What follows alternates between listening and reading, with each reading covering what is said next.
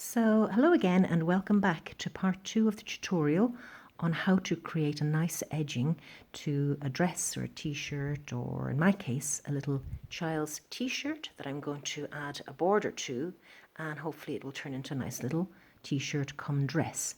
So in part 1 you learned how to do the blanket stitch border all the way around, and now we have come back to almost the end.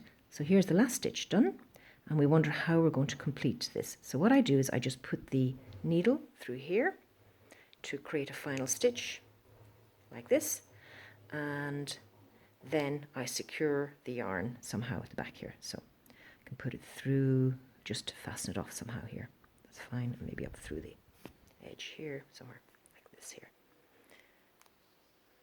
That should do. Let's thread it in again. I had left very little yarn.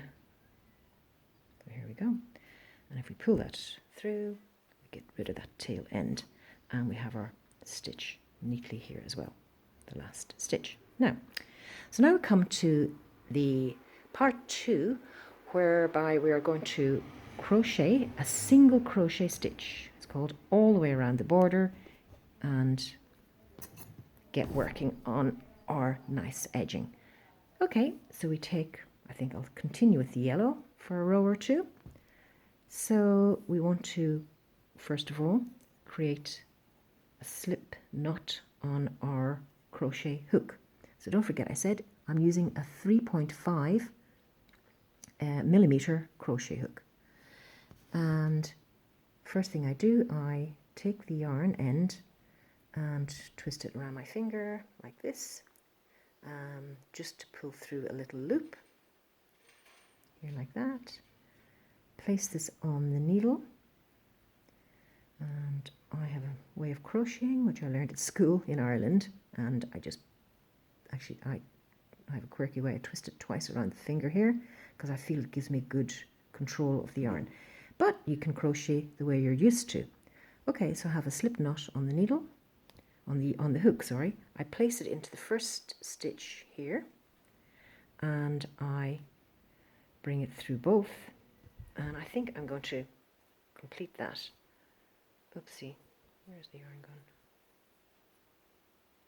gone? Sorry, I've used the wrong yarn. Let's do that again. No harm to demonstrate it twice.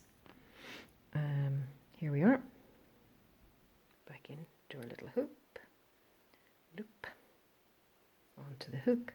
Here we go, off we go again into the first stitch from where the seam is. We'll start here and create this connection. So I bring the end of the yarn back. Forget about that because we can sew that or weave it in at the end.